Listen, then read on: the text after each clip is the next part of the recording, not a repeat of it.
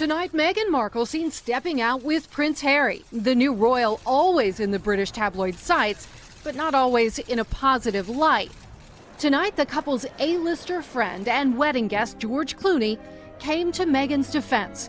At a press event, Clooney saying Meghan was being pursued and vilified and chased in the same way that Diana was, and it's history repeating itself. And we've seen how that ends. When Diana died in 1997 in a car being trailed by paparazzi, Clooney lashed out at the tabloids. If you weren't hiding behind the profession of journalism, you would be an accomplice to a crime and you would go to jail. Diana's death changed the way photographers cover the royals, but not the kind of tabloid headlines they face. Markle has recently faced stories claiming she's difficult and that she even made her sister-in-law Kate cry. Royal staff recently said both Meghan and Kate are the target of toxic trolls.